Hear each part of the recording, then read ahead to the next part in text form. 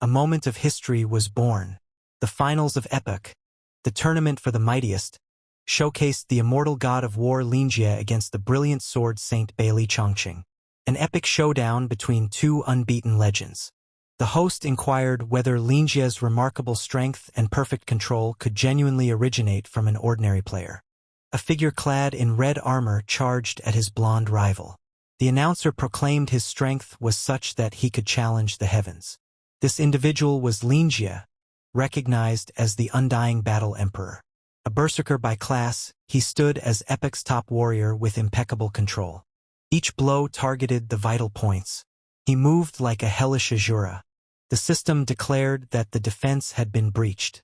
Bailey Chongqing, a level 85 sword saint, was the one defending and held the top position on the swordsman leaderboard. The host announced that Jie now held a significant advantage, leaving Chongqing with no means to retaliate. Chongqing's health plummeted to a critical level. The host energized the audience, announcing that the champion of the strongest path was on the verge of being determined. Jie now loomed above Chongqing. He grinned and declared that he had triumphed this time. He also extended a hand to assist him in standing. Chongqing realized he was defeated, yet he was unable to accept it. He summoned additional power. Energy concentrated into one point, then exploded outward. Chongqing stated that when he grew stronger, Jiannao's efforts would become insignificant. Chongqing enabled a cheat system. Jiannao was stunned by what he witnessed. Chongqing invested 500,000 yen to achieve super speed. Still shocked, Jie understood it was a cheating tool. He defended against the initial strike, yet the subsequent one struck him. Chongqing remarked that Jie was foolish for thinking hard work could alter fate. Jie experienced a shiver as Chongqing moved swiftly, nearly impossible for him to follow. In a flash, Chongqing materialized behind Jie, having spent 900,000 yen to teleport. He activated a one-hit kill ability after spending 1,200,000 yen. The blade drove through Jie's back. The system declared that Chongqing had eliminated him. The defeated player's account would be permanently erased, and all their achievements would be transferred to the victor. Jie never imagined he would face defeat in this manner. He questioned why the betrayal occurred. He questioned why he opted to cheat for victory, breaking the commitment they had previously established. Chongqing expressed regret. He expressed a wish for them to be brothers once more in the next life. The system alerted Jie that he no longer had player qualifications, initiating a restart. Jie had been defeated, and he struggled to come to terms with it. Since his birth, he remained at the lowest tier of society. Lacking a background, wealth, or influence, he found himself in a dire situation. He was convinced that with relentless effort and a fierce attitude, he could transform everything. Using his own hands, he fought his way up the rankings. He was just a step from the summit, a step from the crown. He risked his life for it. Ultimately, he was defeated. He believed that if given a fresh start, he would reach the pinnacle regardless of the sacrifices required. The system informed him that all his game qualifications were revoked. Abruptly, he awoke, struggling to breathe. He was shocked. Initially, he was unaware of his location. It resembled his room. He found himself lying on the floor. A girl with red hair entered and inquired if he was dressed as a corpse. He identified her. It was his sibling. 3 years prior, she had slipped into a coma following a car crash. Had machines in the ICU not sustained her life, she wouldn't have survived. That's the reason he spent all his winnings from the game on her care. Now, as he gazed at her standing before him, he found it hard to comprehend. He questioned how she was okay when she should be in a hospital bed. She seized him and yelled to their mom that he had lost his mind from being awake all night. She pointed out that he was the one sitting in front of the TV, anticipating the game's midnight release. Upon hearing that, he promptly inquired about the year, month, and day. She informed him that it was the anniversary of Epoch's open beta launch, June 22nd, 5 years prior. That's when it dawned on him.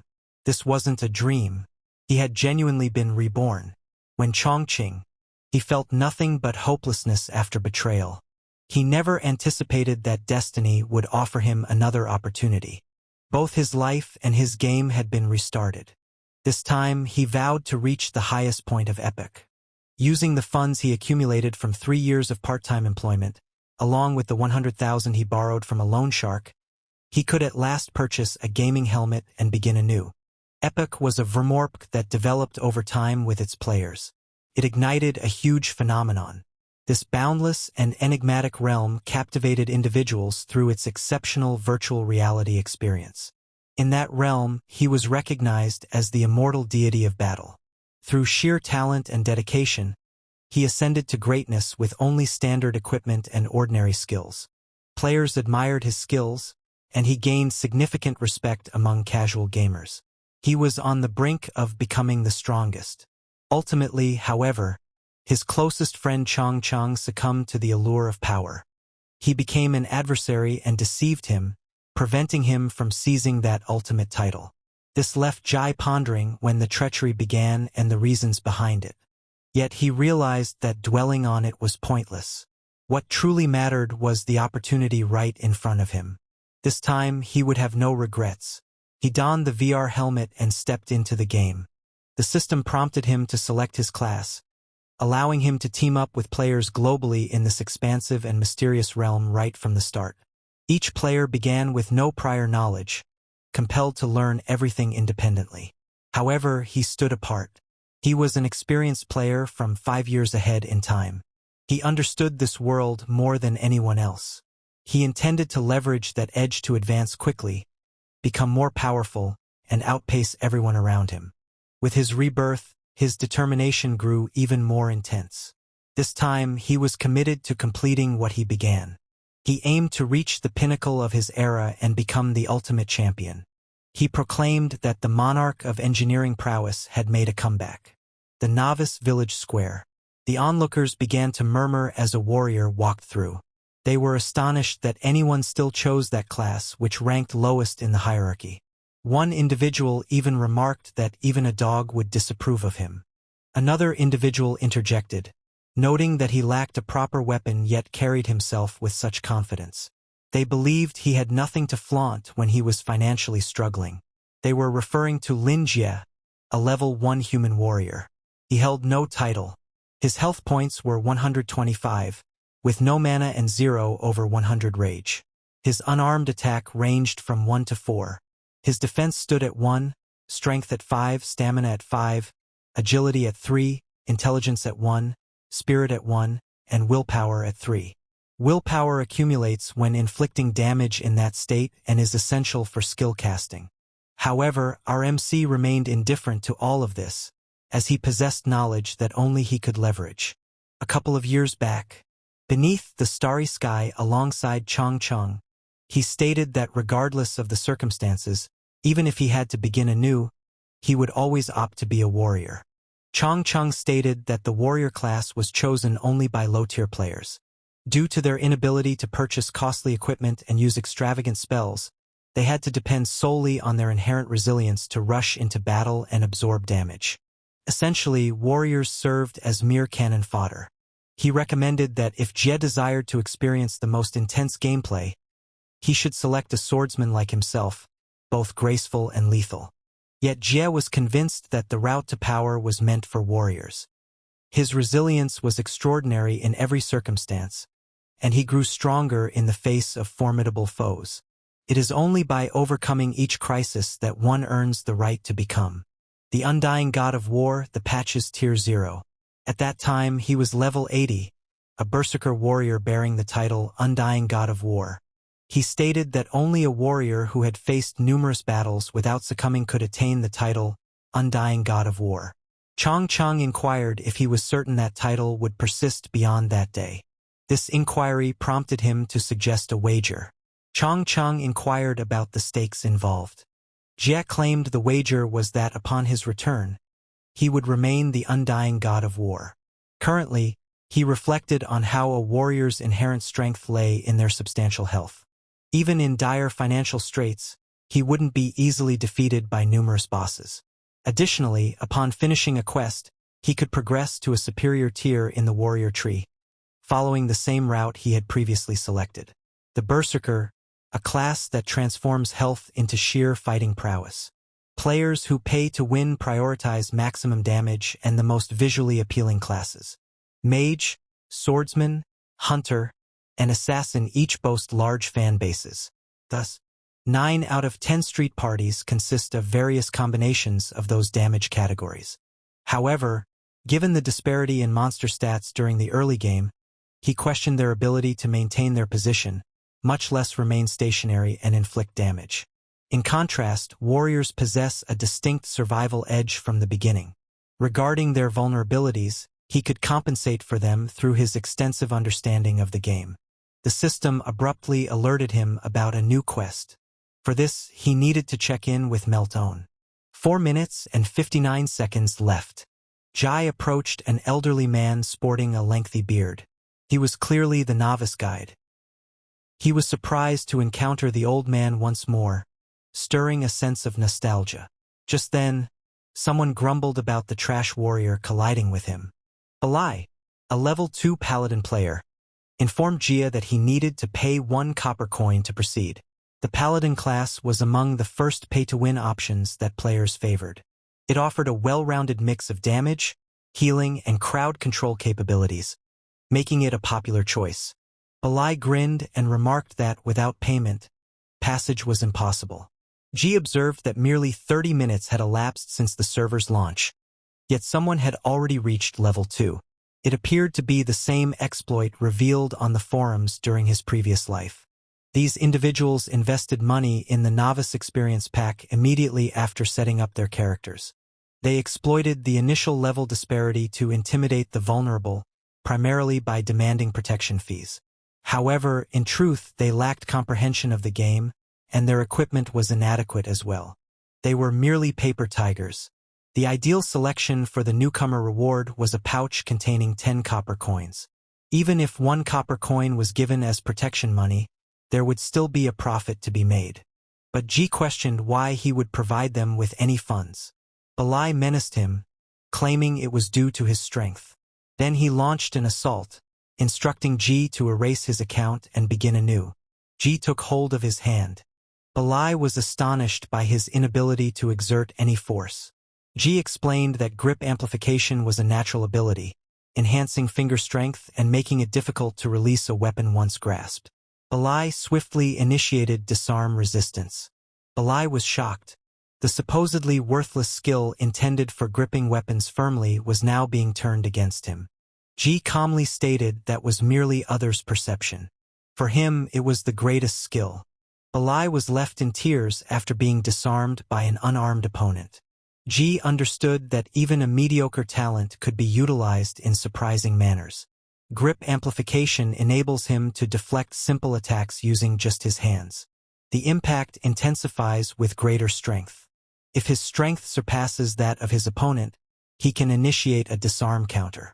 With Balai being disarmed, it indicated that the level 2 paladin possessed less strength than a new account. He allocated no points to strength, suggesting he was completely unaware of how to effectively engage in the game. Balai was unaware that grip amplification would evolve into one of the most powerful talents in the warrior tree in future upgrades. Titan's Grip, an elite version of grip amplification, was a renowned god-tier ability. It enabled a person to handle a 2-handed dragon-slaying greatsword with a single hand. However, it necessitated selecting grip amplification during character creation. The crowd quickly dispersed as the guards arrived. Balai haughtily informed Ji that he was finished now. For disrupting peace in a secure area, he would face immediate execution. He even vowed by the holy light that Jai had assaulted someone in plain sight. Jai understood that the guards of Beginner Village, armed with halberds, could easily eliminate level 1 or 2 players. He calmly confessed to having struck him. Balai encouraged the guards to penalize him severely. Jai clarified it was an act of self-defense. Balai stood still. The guards advanced. He hurriedly instructed them to hold on, asserting he was a significant VIP who had invested 100,000. Jai noted that in a safe zone, the first person to attack is seen as the aggressor by NPCs. Those who retaliate will not face penalties, regardless of how severely they defeat the instigator. The guards swiftly attacked Belai. A notification appeared, revealing that the Paladin Guard had given G 1 copper coin. It served as restitution for the victim. G grinned and informed Belai he accepted the apology. Belai's minions were enraged. G casually inquired if they wished to part with a few more copper coins for him. He also provided them the choice to create a path. They felt irritated, yet they had no option but to step aside. G approached the elderly man to receive his novice reward. He took a seat next to him and remarked that it had been a while since their last meeting. Outright appeared puzzled and inquired whether he recognized him. Considering the game had just been released a day prior, G mentioned they were nearly old friends. It had been 5 years since their last encounter. Outright believed he was kidding. It was inconsequential. As G pursued the quest and positioned himself before him, he became eligible for the novice reward. He had the choice of 3 options: 10 copper coins, 3 basic health potions, or a crude iron sword, an item exclusive to warriors. Onlookers chuckled, claiming that only a fool would choose money. Impoverished players would quickly sell the 10 copper coins, which could fetch at least 100 grand on the black market today. Unexpectedly, G selected option 4. He understood it would be 3 years before anyone realized the novice quest contained a concealed choice. The audience believed he had gone insane. There was no 4th option. Then G remarked that the bonfire would go out twice before dawn. With that, he was the first to reveal the hidden reward. Outright was shocked and inquired where G had learned those words.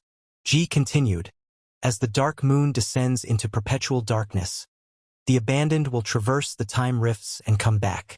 What rekindles from the embers is the dim flame of the ancient deities and the emergence of a new age." Outright stood frozen, mouth agape in disbelief. Jai then disclosed to Mino that it was the secret code Outright had previously provided him. 5 years back, Jai was given a secret mission to safeguard Outright's family. He completely broke down in tears, expressing that he had no way to repay him. After all, he was merely a novice guide NPC with no rewards to give. He instructed Jai that if he ever required assistance, he should simply utter that phrase. Even if his identity transformed and the system erased his memories, he would always recall that Jai was his rescuer. Outright gradually understood that Jai held immense significance in his life. The system subsequently alerted him that Jai had fulfilled the requirements for the hidden quest. Given that situation, Outright provided him with all he possessed. It also disclosed that the 4th choice was a reward for returning veteran players. In Jai's previous life, he was on the verge of becoming the mightiest. However, he ultimately fell due to unjust tactics. Although injustice is commonplace in this world, he would not accept it. He utilized a starting talent stone, a distinctive bound item that provides an initial talent. The audience was astonished by the unique talent gemstone. It could only be bound once per account initially and could not be purchased with real currency. To achieve ultimate strength in this life, he needed to assert his dominance right from the start. For his second ability, he selected Oath of the Sword. The concealed quest marked the beginning of altering his destiny. Outright clarified that this ability was bestowed by the renowned sword saint, Carcimel. Those who receive it become sword oath keepers, acquiring exceptional sword skills. However, they must wield swords exclusively for their entire lives. He inquired if G was certain. G responded promptly. Naturally, the audience was bewildered. They found it hard to comprehend why anyone would select Oath of the Sword. In their eyes, only fools would opt for the sword class as a secondary talent these days. They ridiculed him, labeling him a noob who remained self-assured despite choosing the weakest weapon mastery.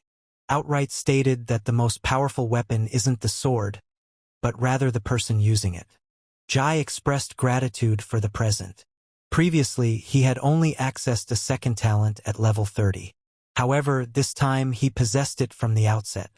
His combat strength was significantly superior, allowing for quicker leveling and bringing him closer to becoming the mightiest. The early game benefit for pay-to-win players would diminish rapidly after level 5. To maintain their advantage, they would need to continue investing money. However, for someone like Jai who depended solely on mechanics, even a basic iron sword sufficed. The sword was not as damaging as an axe. It didn't provide the control of a spear, nor did it possess the impressive effects of a staff. However, what individuals failed to understand was that the sword was the weapon that genuinely demanded skill. His initial strategy was straightforward. Begin with grip enhancement. Remove the crude iron sword from outright, then set off and start grinding. However, this time, opting for the concealed reward, the original talent stone, he completely bypassed the crude iron sword. Now, he was leaving without anything. He understood that everything was different. Had he chosen differently in this life, the entire journey would transform as well, possibly altering the conclusion too. Prior to encountering Chong Chung once more, he was certain of one thing. He needed to grow stronger. He intended to entirely change the outcome of his previous life. While moving ahead, he encountered a vendor offering novice weapons and equipment. A man in a hood approached with a subtle grin, expressing his desire to see what was for sale. He glanced briefly, then discarded the items, dismissing them as mere scrap metal. He crouched and grabbed a wooden stick. Instantly, a system panel materialized. It was merely a level 1 weapon, a simple, unrefined wooden stick with a meager attack power. The primary offensive technique of a wooden stick is striking, categorizing it as a club, yet it also concealed a sword tag. At that moment, he understood. The merchant, in a state of panic, pleaded for mercy, stating he was merely a lifestyle player. He anxiously mentioned that trading gear was his sole means of earning a living.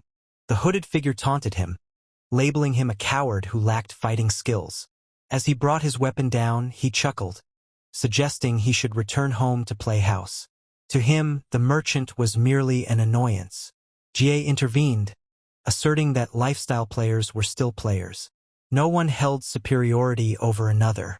Without chefs preparing meals, alchemists creating potions, and blacksmiths crafting weapons, many combat players wouldn't even get beyond the city gates. He inquired about the price of the wooden stick, and the merchant replied 1 copper coin. The hooded figure inquired about his identity. Ji calmly stated his name and class. The man chuckled upon hearing warrior. Jai passed the coin to the merchant, who expressed his gratitude. Jai felt a sense of perfect timing. The coin he received from Belay turned out to be crucial for something significant. The hooded figure became irritated that Jai spoiled his enjoyment. He asserted he was merely performing a good act. Jai highlighted the reality. He was merely harassing others. The hooded figure grinned, remarking that Jai was oblivious to the fact he had been duped. He ridiculed him as an inexperienced warrior, asserting that the wooden stick was utterly worthless, something that nobody would bother to lift from the ground. He erupted, labeling him a fool and asserting that the merchant was clearly a fraud. Irritated, he swore that the items were so valueless he wouldn't even tread on them. He remarked that Ji had it coming for being scammed and instructed his companion to depart. The companion promptly complied. In every novice village, blacksmith shops overflowed with wooden sticks. Even at no cost, they went unnoticed. Only naive newcomers would purchase them for a single copper coin, believing they were getting a great deal. It turned into a classic scam upon Epic's initial launch. However, Ji was no novice. He was the eternal deity of battle, having wielded numerous divine relics with ease. His instincts were infallible. This wooden stick possessed characteristics of both a sword and a club. A typical weapon system wouldn't permit such an overlap in attributes, unless it was a mysterious divine relic. Although he couldn't recognize it yet, wielding it as a sword sufficed greatly. Jai grasped the wooden stick. A status window emerged, revealing his identity as Lin Jie, a level 1 returned player, a human warrior without a title. It detailed his stats: 125 health points, 0 mana, and a rage meter at 0 out of 100, which increases through battle. His attack ranged from 2 to 5, slightly enhanced by the wooden stick, while his defense was minimal. His attributes were displayed, indicating 5 in strength and endurance, 1 in intelligence and spirit, and 3 in agility and willpower. A sudden burst of energy exploded, radiating through the sky like dark fissures ripping the atmosphere. Suddenly, a series of system notifications emerged, indicating that the World Quest Demons offensive had commenced. All players were instructed to safeguard the gates of Melttown against the approaching demons and defend the town's guardian crystal. Jie remembered that Melttown was positioned on a crucial front line of the Epic continent and was among the regions hit hardest by the plague. This resulted in the Level 2 monsters near the North Gate transforming into fiercely aggressive demons that multiplied endlessly. He recalled that a year after the game's open beta launched, Melttown had vanished entirely from the map, likely eradicated by the same army of demons. The players were thrilled as defeating monsters at the North Gate provided significant experience. However, the guards intervened. Despite the urgency, they aimed to prevent inexperienced players from hurrying to the North Gate and facing certain death. They recommended that everyone head to the other 3 gates to battle weaker monsters and gain experience first. However, Jie expressed his desire to go through. The guard cautioned him that departing the gates would mean forfeiting his novice protection. He responded that he sought challengers who matched his skill level, regardless of their strength. The guard swung the gates wide. The system alerted him that his valor had boosted his reputation in Melttown by 100 points. This indicated his reputation had become friendly. He recalled that the game featured concealed rules aimed at pushing players to their extremes. If an NPC sensed a player engaging in a high-risk challenge, their favorability would rise, revealing secret quests. The guard captain, recognizing his determination, labeled him a courageous adventurer and sought his assistance. Simultaneously, a system notification emerged, indicating he had activated a side quest, the guard captain's request. Everything unfolded precisely as intended. He had managed to unlock a quest that typically shouldn't be available at his level. The captain of the guard revealed that 3 of his soldiers were ensnared in the lair of a fearsome fiend leader known as Chanter Griffin. He implored Jie to recover their remains for a proper burial. Jie contemplated how overcoming foes stronger than himself might yield extra rewards. Simultaneously, this could be his opportunity to alter the destiny of Melttown. He informed Guard Captain Lance that they required more than a burial. The true answer lay in eliminating the novice assassin, Chanter Griffin, and thoroughly cleansing the dungeon. He understood that the boss needed to be overcome by someone significantly under the necessary level. Therefore, he resolved to lower his level as much as he could prior to the encounter. He was certain that, with his expertise and thorough grasp of the boss's mechanics, he could defeat a god-tier boss, even while at level 1. The captain of the guard was stunned, questioning how he knew his name. Jie confidently announced his intention to save the trapped soldiers, vanquish Chanter Griffin, and protect Melttown, urging everyone to get ready for a celebration. The captain of the guard shook his head, declaring it was unfeasible. Without a miracle, his soldiers were doomed. He advised Jie to take action and wait for Chanter Griffin to depart. Jie. In essence, he was that miracle, fully aware of the reality within.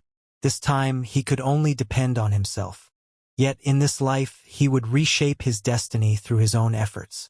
Shortly after, Jie strolled through the cemetery, pondering whether the entrance to Beginner Village had transformed into a flowing river of blood. Then he caught the scent, and that validated everything. Epoch was crafted with extreme difficulty, as if the developers bore a grudge against gamers. Nevertheless, the rewards were substantial enough to attract players globally. In the background, commands echoed among the players. Tanks were instructed to advance, while healers were directed to maintain their positions as the conflict commenced. A gathering by the campfire noticed they were short on support. One member highlighted their absence of a tank and urged skilled players to come aboard. Jie understood that forming a party was the safest option for typical players. A person approached him and inquired if he was the fool who had been scammed before. They ridiculed him for clutching his cherished wooden stick. One of them clicked his tongue and summoned the others to come and see. Jie considered them dull. They continued to mock him, questioning whether he truly intended to tackle farming monsters solo as an inexperienced warrior. One chuckled and remarked that with such poor equipment, he would soon be begging to join a group. Another commented that he was merely a level 1 warrior wielding a wooden stick, and the only reason he appeared confident was likely due to having been carried in the past. Jie reflected that although joining a party minimizes risk, it also diminishes profit. For him, solo hunting was significantly more lucrative, yielding up to 5 times the earnings compared to participating in a group. When someone gained enough strength, parties turned into a liability. Jie swatted the man's hand aside. The man collapsed onto his backside due to the surprise. Jie observed that although the knight appeared robust, his physique was unexpectedly delicate. He speculated that the knight had selected a retribution class as his starting talent. The knight wielded holy flames and appeared formidable initially. However, the cost was a reduction of 2 strength points, rendering his body as delicate as paper. Essentially, it meant sacrificing all the attributes that defined a knight's prowess in close combat. Jie mocked him, labeling him a ghost fire knight who merely concealed himself behind his team. In his eyes, the man was simply a coward. Out of nowhere, a system notification emerged, indicating that a demon had sensed their presence. Concurrently, a dark figure with luminous red eyes emerged from the shadows, focusing intently on them. Another notification indicated that the demon's attention had fixated on Ji. Observing this, the man promptly took off. While escaping, he chuckled and taunted him, claiming he was surprised and that the demon would return him to town without charge. Jai quickly grasped the situation. The man had intentionally attracted the monster's focus and shifted it toward him. Yet, in contrast to Belay, this guy had some smarts. When the demon charged at him, Ji acted swiftly. He realized that vanquishing a level 2 demon alone wouldn't suffice for leveling up. Thus, he opted to treat it as a warm-up en route to his true objective. Observing from afar, the onlookers were puzzled, questioning his lack of movement. They dismissed it with laughter, believing he was simply too frightened to respond. Jai's gaze intensified as he concentrated, softly stating that he could perceive it. He indicated he could perceive the path of the approaching attack. As the demon brought its weapon down, he smoothly maneuvered around it, activating a system alert for a flawless dodge. He contemplated that a genuine warrior becomes stronger when confronting death. By risking his safety, he was able to unleash his body's complete potential. Only by perpetually confronting danger could he attain the greatest strength in this life. He hit the creature, delivering a critical blow of -6. The demon bellowed with rage. A system notification popped up, indicating that the demon had entered a state of fury, increasing its attack power by 50%. The knight cried out in fear, alerting everyone that the creature was preparing a powerful strike and charging in would be sheer folly. However, rather than retreating, Jai calmly assessed that the current intensity remained insufficient. As the assault approached, he moved even nearer, resolving to challenge himself further. He edged in even nearer. Noticing the ideal opportunity, he executed his plan flawlessly and attacked once more, inflicting a critical hit of -10. The creature emitted a tortured roar as the blow penetrated its flesh, blood gushing from the injury. Jai was taken aback when his strike was abruptly halted. He charged in once more, narrowing the distance further. Without a moment's delay, he unleashed a flurry of blows. Each strike connected sharply, slicing into the demon consecutively and leaving it no opportunity to regain its footing. A system notification emerged, verifying that he had single-handedly defeated a Dread Fiend warrior, gaining 100 experience points and 5 copper coins. Gazing at the lifeless form, he reflected that exceeding his limits was the optimal approach to enjoying the game. Meanwhile, the rest remained stunned in astonishment, amazed that he accomplished it with just a wooden stick, questioning whether such a feat was even achievable for a level 1 noob player. The knight struggled to comprehend it, assuring himself it must have been mere luck, that each strike was simply critical. Otherwise, he couldn't rationalize what he had just witnessed. A man inquired whether Jai had participated as a closed beta player of Epic. He remarked that such skill could only be acquired through countless hours of practice. Proposed collaboration, stating he required a specialist alongside him. Jia declined immediately, stating he had no interest. The man suspected he was on his way to Chanter Griffin. He was aware that a 5-man team was necessary, and their group already consisted of 4, needing just one more. A system notification popped up, indicating he had an invite from Reckford to join their gathering, yet he remained quiet. Reckford attempted to convince him, suggesting an equal profit split. Jai noted that although 5 individuals were suggested to contest Chanter Griffin, it wasn't an absolute necessity. Reckford appeared anxious and inquired if he truly intended to venture alone. He mentioned that in a dungeon of this nature, depending solely on an individual's abilities wouldn't suffice. He attempted to persuade him, detailing that Griffin's initial kill reward came with a unique title and legacy gear. He pointed out that no teams with under 20 members were tackling the dungeon, and their group had the highest odds of success. With assurance, he remarked that Jai was fortunate they allowed him to participate. One individual cautioned that during Griffin's second phase, it would call forth several elite monsters. Without a tank, they would be unable to endure the assaults and would be eliminated immediately. Upon hearing this, Jai remarked that a tank was truly necessary, and he happened to be a warrior. Reckford swiftly dismissed it, cautioning him against any misconceptions. He asserted that they held him in high regard and deemed his strength suitable for their elite team. Then, with an uncomfortable grin, he remarked that it certainly wasn't due to their shortage of a tank, leaving them no option but to include him. However, G quickly understood their intentions, recognizing they merely aimed to exploit him as bait to attract the boss's focus. This type of scheme was clear. Reckford inquired about his opinion. Jai agreed to the invitation. A system notification appeared, indicating that he had joined Rex's team. He remembered that dungeon boss encounters adjusted their challenge and rewards according to the participant count. Should a complete 5-member team engage, the boss would enter full combat mode. Consequently, overcoming it would yield unique rewards. He understood that upon finishing the concealed quest, Chanter Griffin would be eliminated permanently, and its rewards would vanish forever afterward. In this life, he aimed to ascend and become the mightiest. The prize from this dungeon represented a crucial milestone for his initial development. Certainly, he was resolved to grab this singular opportunity and claim everything for himself. Jai positioned himself at the entrance of the Chanter Griffin's dungeon, having defeated the monsters encountered on his path. The bodies lay strewn from the entrance onward. The group condemned him for squandering his energy prior to entering the dungeon. They highlighted the difficulty of acquiring potions in the early game, suggesting that he was acting recklessly and unwisely. One individual highlighted the poor drop rates, mentioning that defeating 100 monsters would yield merely 2 copper coins. He further remarked that acquiring a piece of green gear was almost unfeasible, unless it was obtained through pay-to-win packages. They went on to mention that the players who acquired green gear on the server's launch day could be counted on a single hand.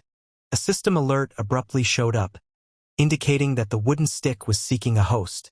One individual halted him, stating that players were prohibited from utilizing monster weapons, known as an unlootable drop. The man stated that if acquiring and selling monster weapons were so simple, the game's economy would fall apart on the very first day. Jai disregarded him and searched for the host that was referenced. He pondered whether the wooden stick truly desired to merge with the monster's gear. A system notification emerged as the limb of the world tree started merging with the weapon he held. In an instant, the change was finished, and he acquired a demon's damaged sword. This new weapon introduced a bleed effect on critical strikes. His critical rate could decrease to -99%, while attack increased by 10 and strength by 1. He identified it at once. The branch of the world tree, which he had spotted at an auction 3 years prior. He remembered that it could transform depending on the wielder and environment, but at present, it had assumed the appearance of a wooden stick. A remarkable feature of a legacy divine artifact was its ability to encase any item and transform it into a sword, essentially acting as a divine sword hilt. Ultimately, this sacred relic had previously been sold at auction for 100 million. He was astonished that it had ultimately come into his possession. At this point, most players possessed only white or gray gear, whereas even the simplest monsters were equipped with green items. It was evident to him that players and foes were not equally matched. A system update revealed that he had equipped the demon's damaged sword. He understood that utilizing the World Trees branch to collect weapons from monsters allowed him to effortlessly exchange and enhance weapons without incurring any expenses. His statistics were refreshed, revealing a noticeable increase in attack power, while his other attributes remained unchanged. He advanced steadily, gripping his new weapon as turmoil unfolded ahead. Far off, an impact struck the ground, sending dust into the air and indicating that the fight was already underway. The conflict erupted as players surged ahead, yelling to fight to the death and defend Meltone. They motivated one another with shouts of honor, standing firm as the boss, Chanter Griffin, emerged in front of them. Reckford advised him against rushing in, clarifying that it was merely the boss battle cutscene and they could only engage in the fight after it concluded. With assurance, he detailed the forthcoming events. In mere moments, the trio ahead would be obliterated by one blow, after which Griffin would undergo a recovery phase, resulting in a decrease in both attack speed and damage. He assembled everyone to rush in together soon. However, before he could proceed, G calmly interrupted him, stating he had no desire to complete this cutscene. He instructed the guards to cease the battle and return swiftly, mentioning that Guard Captain Lance awaited their arrival. Upon hearing this, the others were taken aback, puzzled by his words. The guards complied with his order. He approached combat by diving directly into the fray. The cutscene was skippable, yet players had to incur a cost to do so. The others were astonished, labeling him insane for confronting the boss directly. Reckford swiftly warned everyone to avoid the boss's aggro range and opted to let Jigo face his own demise. The reward for disrupting the cutscene was that the enemy would direct greater aggression toward the first player to rush in, typically the tank warrior responsible for drawing aggro. However, G wasn't merely being obstinate. He had a rationale for his actions. The world line shifted, potentially altering the quest's trajectory. In this existence, G was the butterfly that altered that world line. He was altering fate. With that determination, he surged ahead and confronted the boss directly. Reckford confessed they had deceived multiple cannon fodders previously to assess the boss, and were merely biding their time for it to reach the recovery phase to claim the first kill rewards. However, one team member expressed concern that Jai might claim a portion of their experience and rewards, as the system divided everything evenly among party members. Certainly, Reckford was not planning to offer him that opportunity. Amidst the fight, a system notification emerged. Reckford had removed GE from the group. GE deflected the following blow. He had just validated his belief that they had been enticing newcomers to perish, thus reducing the challenge of defeating the boss. They think that Chanter Griffin, challenging even for a 5-man team, was unbeatable for a player at level 1. However, they underestimated him. He was experienced. He unleashed his might and proclaimed himself a warrior resurrected from hell. His mere presence trembled the battlefield, leaving the foes dumbfounded as they confronted him directly. A forceful blow resonated throughout the vicinity, the collision slicing through the atmosphere with a thunderous tearing noise. Upon hearing it, Reckford and his group halted, questioning whether they had interpreted it right. It resembled the sound of something being torn apart. Jai rushed forward boldly, calling out for the enemy to confront him directly. With incredible speed, he swung his weapon, each blow landing with immense force. While battling, he commanded his sword to sharpen, amplifying his strength further. A system effect triggered, enhancing his attack power while using the sword, making every strike even more powerful. As the group observed the battle, they were astonished to witness the boss's health decreasing. It dawned on them that he wasn't faltering. He was standing firm and matching the boss blow for blow. The battlefield ignited as Chanter Griffin unleashed a wave of dark energy, marking a turning point in the combat. A system notification indicated that the boss had transitioned to its second phase. Fueled by this change, Chanter Griffin launched a more powerful, aggressive assault against him. G positioned himself in the most perilous spot. As the dark energy surged toward him, he stayed composed, prepared to confront it without flinching. The onlookers stared in disbelief, believing he had completely lost his sanity by attempting to deflect a boss-level charged strike. They were sure he was doomed and started getting ready, anticipating that it would soon be their moment to intervene. A huge explosion detonated upon impact, creating a shockwave that spread throughout the region. The assault was by Chanter Griffin. In the midst of the blast, Jai remained resolute, confronting it directly.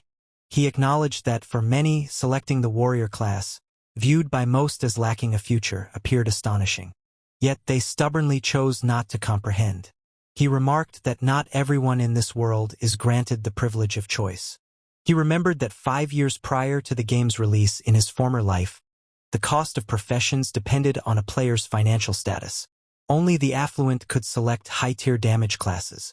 Players lacking funds faced limited options, often relegated to undesirable support positions or regarded as disposable cannon fodder. He recalled that the warrior class was only accessible for a short time at launch and was frequently suggested for players looking to grind and accumulate wealth. As an ordinary player, he uncovered a startling reality.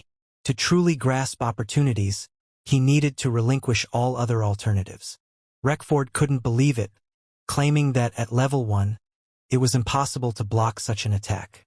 Yet in Jai's thoughts, he recognized the reality. By adopting the most affordable yet rigorous training approach, he could surpass the limits of typical players. A system notification emerged, revealing a method known as grip amplification, enabling him to securely grasp his weapon and utilize it as a shield.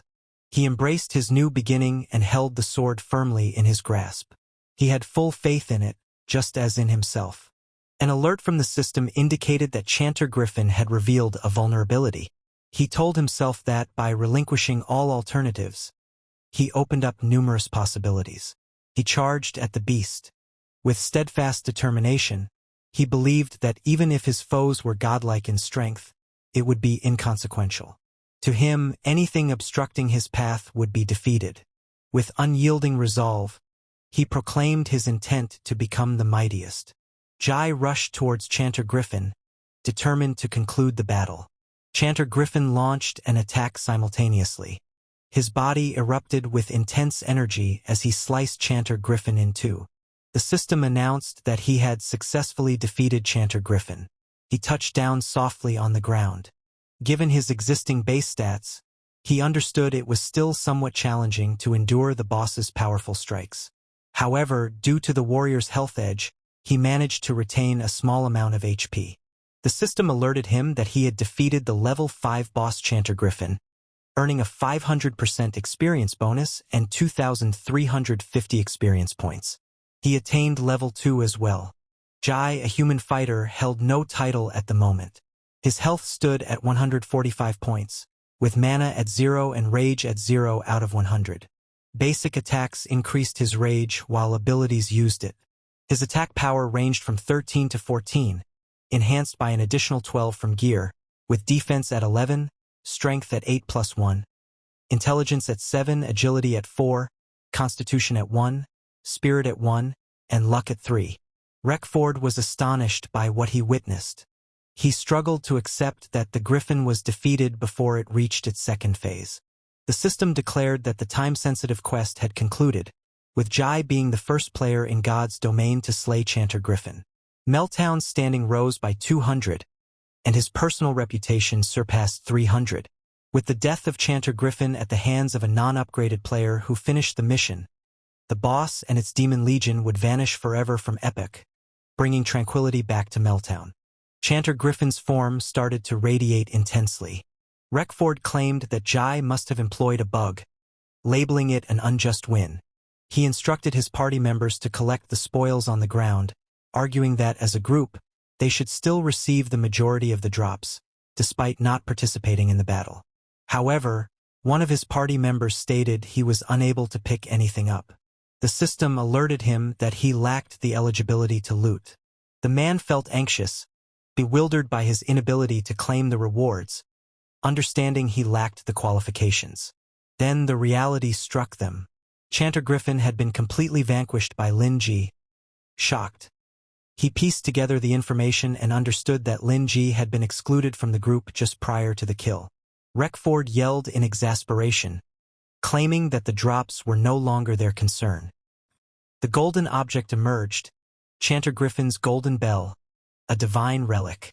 It provided a formidable shield that could absorb a lethal blow once and repel foes upon breaking. Jai was surprised by how tiny it was.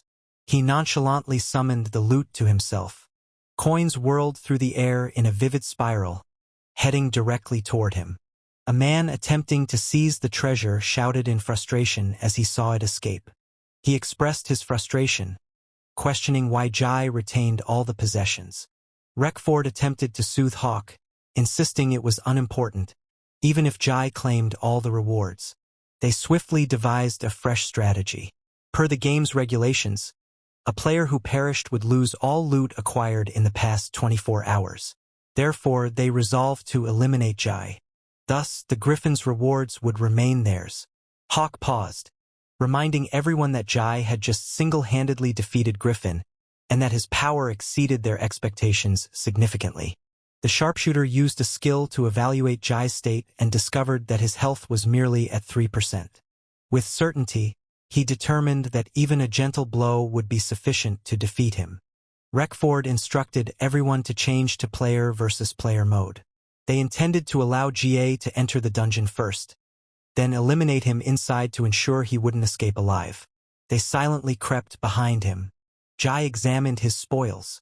Defeating a boss had rewarded him with 100 copper coins and a significant quantity of alchemy supplies. The price of one was 12,000 yuan, resulting in a total of 1.2 million yuan. He had just earned a fortune within a single day. Reckford came closer with a sneering grin, ironically praising him while acknowledging his genuine talent. Jai's voice grew icy as he charged him with betraying their alliance and expelling him from the group.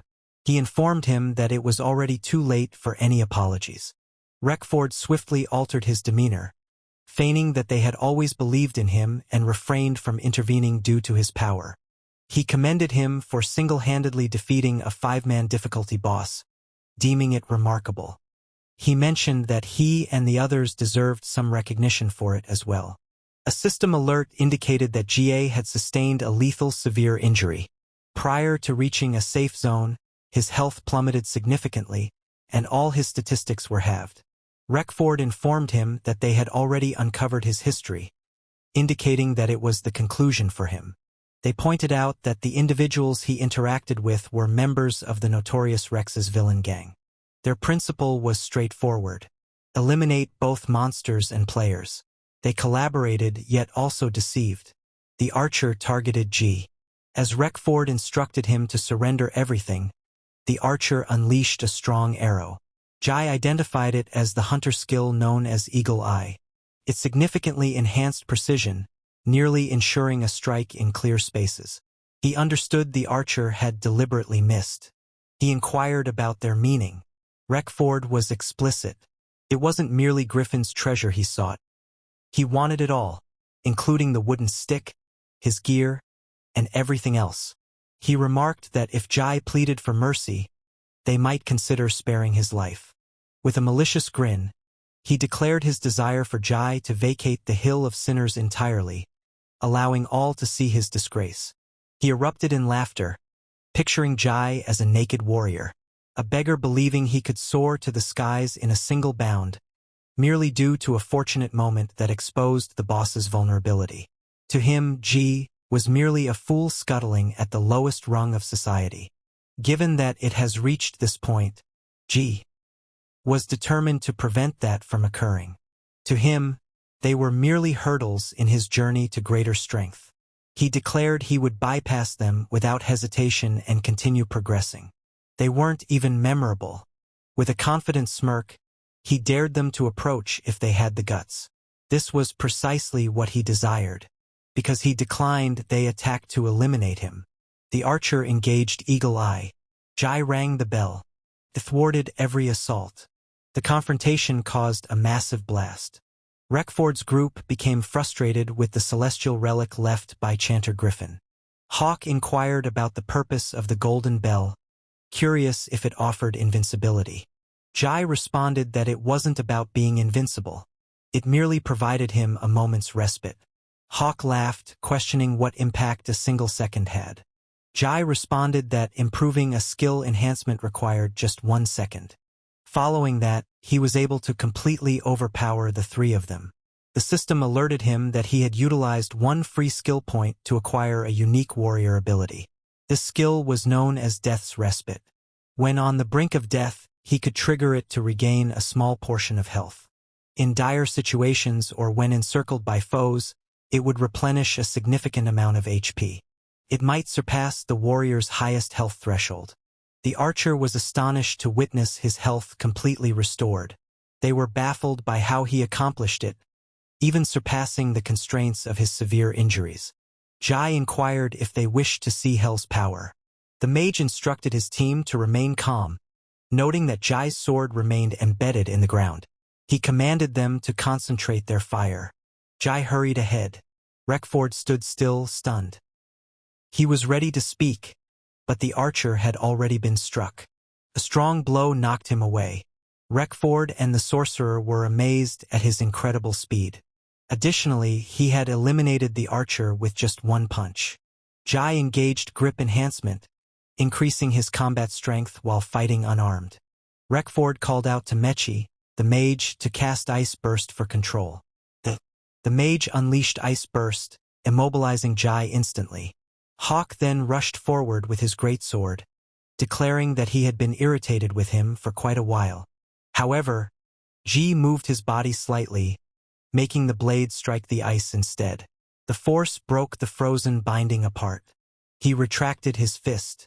With one punch, he sent Hawk flying. Mechi was astonished that his Ice Burst couldn't restrain him. Jai stated that as long as his strength attribute remained sufficiently high, he could escape by sheer force. That degree of frost magic was merely trivial to him. Mechi contended that he observed Ji's statistics halved because of severe injuries, leaving him puzzled about how his strength remained so elevated. Then he spotted the battle aura encasing Jai. He understood that Jai's stats appeared unaffected. He instructed the archer to employ Eagle Eye to assess Jai's statistics. Jai moved closer and took Mechi's hand, assuring him it wasn't necessary, since he had previously dispatched that archer to the respawn point. Mechi freaked out, claiming something was off. He alleged Ji was employing a cheating software. Ji was identified as a hacker. Those words evoked Ji's painful memories, recalling the moment when Chong Chong betrayed him. At that time, Chong Chong announced Ji's defeat. Ji had vowed he would never stoop to that level. Thus, Mechi's words ignited a furious rage within him. He twisted Mechi's fingers, berating him for calling others cheaters when he couldn't secure a win. Overcome by agony, Mechi pleaded for compassion. He claimed he would yield and vowed to abandon Rex's criminal group if Ji released him. However, it was already too late. Ji unleashed Power Punch on him and propelled him directly into a building. When Mechi collided, he created a hole in it. A person moved ahead and informed Ji that he had just discarded his final edge as a warrior. Reckford had already grasped how Ji leveraged his abilities to gain an advantage. He understood that, in unfavorable circumstances, Ji could release powerful bursts of strength, particularly when facing numerous foes. The system indicated that the warrior trait Last Stand would enhance his stats considerably when besieged. This under-siege condition necessitated the presence of at least 3 enemies surrounding him to trigger. Reckford grasped this clearly, and with him as the sole survivor, Last Stand could no longer activate. Ji acknowledged this, stating he would return him to town with one swift sword strike, just and straightforward. Reckford noted that Ji was unaware of his circumstances. He clarified that he was a skilled assassin focused on targeting players, particularly in individual confrontations. He felt assured that he held the upper hand. Reckford announced he would end Ji's miserable existence. The weak point strike was the killer class trait. Each strike would accumulate debuffs on the target. Various attacks produced distinct effects. Arms could be immobilized, legs rendered useless, the torso would bleed, and the most lethal blow was to the head, resulting in blindness.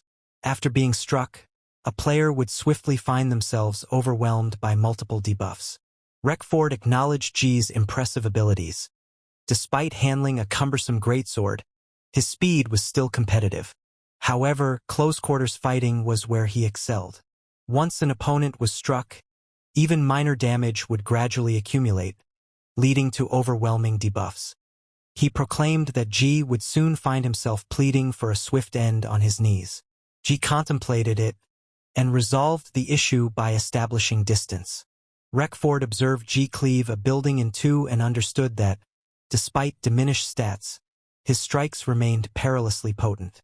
They recognized that a warrior's early game strength should never be taken lightly. Nonetheless, Reckford was convinced that in a drawn-out war of attrition, G would ultimately fail. However, G was not interested in participating in that game. He charged ahead with incredible speed, urging Reckford to repent while confronting the Resurrection Crystal solo. Reckford was shocked by the unexpected assault. In the next instant, he was entirely bare. He remained frozen in disbelief, understanding he had reappeared at the Resurrection Crystal. A system notification verified that G had just eliminated him. He faced a level penalty, falling from level 3 to level 2, with all stats diminished. He was in shock over the recent events. His teammates began to laugh at him, informing him that all his gear and clothing had been removed. A system notification verified this. Players lose all items acquired in the last 24 hours upon dying. Reckford's cheeks flushed. The others noted that all the items he had stolen hadn't even been in his hands for a day. He erupted in fury, feeling humiliated as G had taken everything from him publicly. He vowed that this wasn't the end and that he would exact his revenge at any cost. At that moment, G understood that his attack had merely returned Rex to the respawn point, leaving all his dropped items untouched. Hawk awoke, feeling grateful for his defensive strategy. Had he not prioritized it, he would have been knocked out in an instant. Panic set in as he noticed the absence of his teammates. He then gazed into G's eyes. Panic struck him immediately. He cautioned Jai to stay back. His self-assurance entirely vanished. Jai calmly instructed him to return Rex's clothing and send a message if they encountered each other again. He would eliminate them until their levels returned to 0. Hawk promptly acknowledged his understanding. He trembled. Anxiety knotted his stomach. He attempted to suppress it, but ultimately ended up vomiting anyway. He was unable to grasp the immense force emanating from Jai. It transcended any measurable statistics. To him, it resembled confronting the Grim Reaper, a deity of battle, risen from the underworld. The system declared that he had effectively thwarted harmful PvP from other players, resulting in a significant boost to his reputation. His reputation in Meltone rose by 300 points, bringing it past the 600 mark and achieving follower level. This earned him a unique status in town, leading NPCs to offer greater support, forge stronger bonds, and unlock special privileges. Despite being a target, G viewed this not as a defeat but as a beneficial exchange. With matters resolved, he chose to return to town and take a break. G arrived back in town, and as he stepped in, he received an impressive reception. Guards stood along his route, all bowing in deference. He halted, bewildered by the situation. The townsfolk approached and presented him with Meltown's greatest accolade, the miraculous Lord, Blade of Dawn. A system alert emerged, verifying that he had acquired a legendary title. The other players were bewildered, unable to comprehend why NPCs were showing reverence to a player.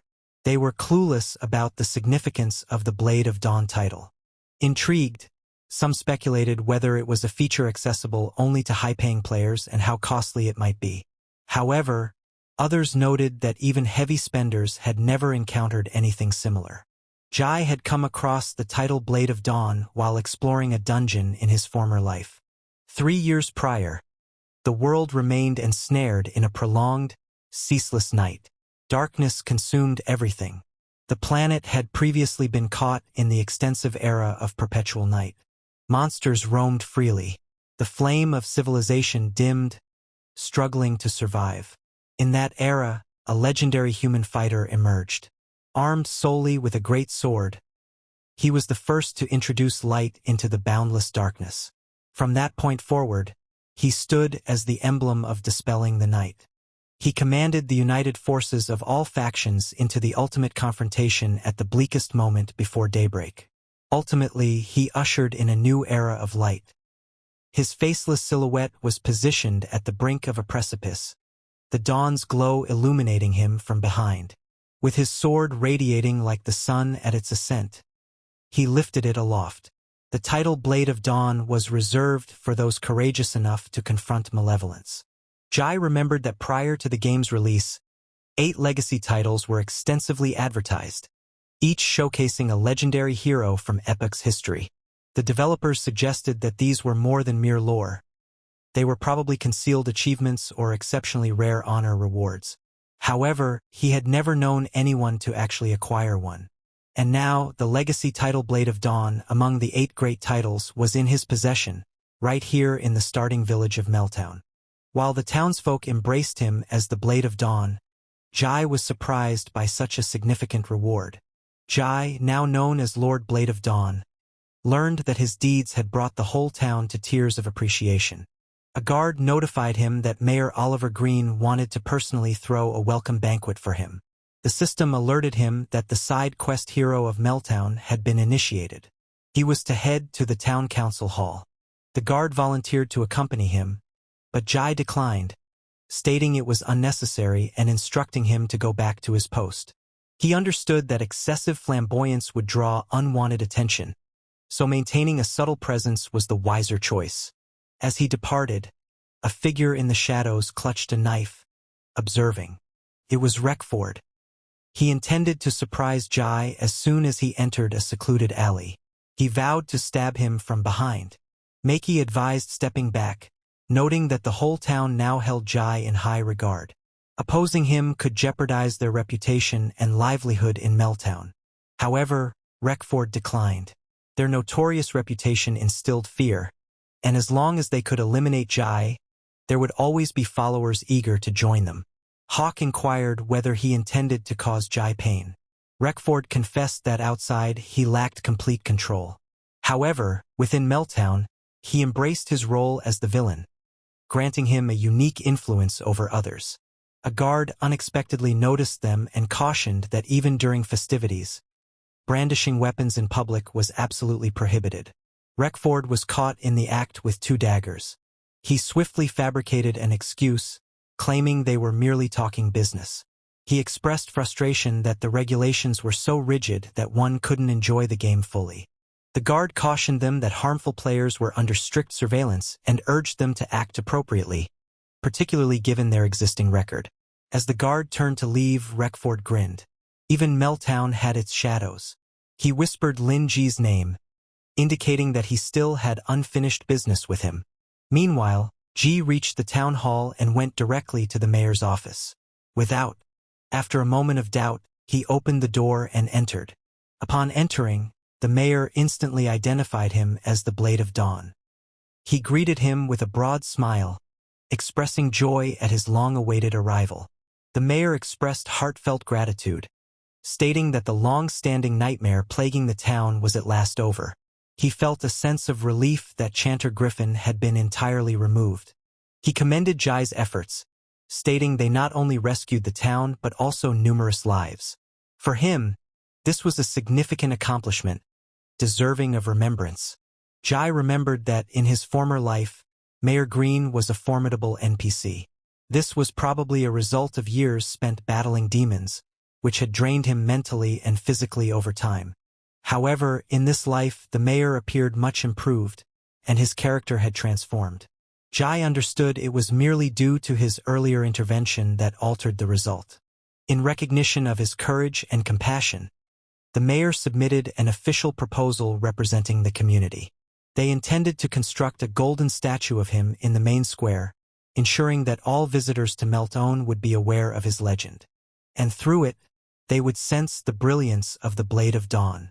Jai expressed his gratitude but mentioned that such acknowledgement held no significance for him.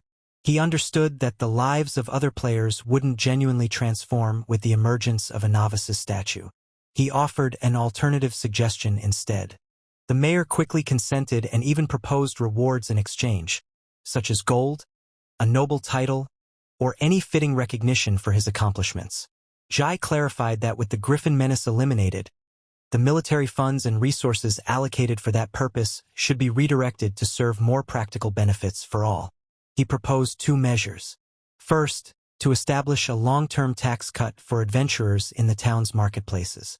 This would reduce the entry costs for newcomers and enhance Meltone as a more inviting starting location. Secondly, to enhance the town's security and patrol units to avert future dangers, guaranteeing that both residents and visitors can enjoy tranquility. The mayor felt a profound impact. Unlike those pursuing fame and authority, Jai truly cared for all. Admiring his foresight, the mayor quickly concurred and pledged to implement the plan without delay. Out of nowhere, a system announcement resonated throughout the town. From that instant, the tax rate on all transactions in Meltone, involving players, NPCs, or both, was permanently slashed by 50%. This was a reward for the remarkable efforts of a novice hero. The town burst into jubilation. Players were astonished to discover that taxes had been halved. Some speculated that only affluent players could instigate such a shift. Others felt a sense of relief, finally able to afford essential items like potions. Grateful voices filled the streets, lauding Meltone and expressing gratitude to whoever was responsible. Upon witnessing this, the mayor became sentimental. He remarked that Jai had genuinely illuminated the town and captured the affection of all. The mayor presented Jai with a key as a gesture of personal appreciation. It was for an unoccupied two-story residence on the town's edge. He mentioned that although it was modest, the setting was tranquil and had views of the windmill fields. He then handed him a brass key along with the land deed, officially transferring ownership. With genuine intent, he urged Jai to accept it as a token of appreciation. Under his authority as mayor, he extended an invitation to Jai to establish his residence in Meltone, making it his genuine home. Jai was taken aback.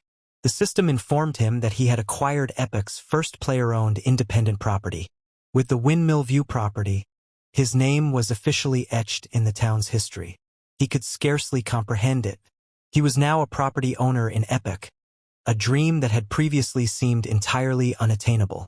A game governed by a self-developing master AI, so lifelike it resembled a parallel universe, where land scarcity was a fundamental principle. This game differed from others where affluent players could spend freely, purchase whole streets, or command NPCs to obey them. Each parcel of land was already owned, whether by a system-controlled city, an indigenous group, or perhaps a den filled with immensely strong creatures. Players could primarily rent short-term usage rights or limited workshop areas. A guild could expend significant resources and reputation to secure territory, yet it remains vulnerable to loss at any moment from inadequate defenses or system interference.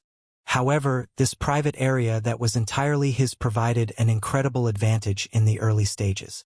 Its significance was immense for storage, skill development, or potential expansions.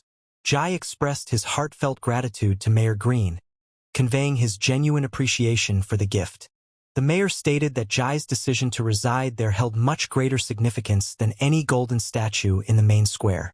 The system awarded him enhanced privileges in Meltone. He activated teleportation throughout the town and could instantly fix his gear. He also obtained entry to a distant auction house. Additionally, all his expenditures in the town would now enjoy a lasting 15% discount. The system message concluded with a wish for him to be eternally favored by Dawn. Jai smiled. Subsequently, Jai strolled through the city. Thanks to the discount provided by the mayor, he thought it was an ideal moment to replenish. Suddenly, a system alert appeared. He had been robbed, and he had misplaced 100 copper coins. A person in a crimson robe grinned, obviously satisfied with the heist. Jai quickly snatched the robe and insisted she return it. Yet, in the following moment, she disappeared without a trace. Jai gritted his teeth, frustrated that he had been stolen from in plain sight. He understood that Meltone required better security measures. He immediately pursued her without hesitation. They found themselves in a dim alley, Jai instructed her to cease running. There was no place left to escape. She grinned and remarked he had it wrong. This was her domain. The figure unveiled herself as a shadowy street dweller, a level 3 elite thug. Additional men emerged from the darkness, obstructing his exit. Ji remembered that Meltone harbored a concealed sinister aspect. A prominent individual emerged, the overseer of the shadowy street, Xiaolian. With a sly grin, she observed him, recognizing his extensive knowledge and even considering the possibility that he was a closed beta player. In his former life, Jai had encountered these sinister street NPCs on multiple occasions. He understood precisely how this operated. In simple terms, she informed him that someone had financed his existence. He was destined for death. Jai swiftly considered the options. Up to this point, he had only upset 2 individuals, Paladin Balai and Reckford from the Rex's villain group. He inquired who wished him dead. With a knowing grin, she remarked that he was already aware of the answer. There was no need to clarify. Jai grinned, claiming Reckford lacked the bravery to confront him personally and could only depend on employing others. She shrugged and explained that she was merely an NPC managing transactions. Player grudges held no significance for her. It was purely business.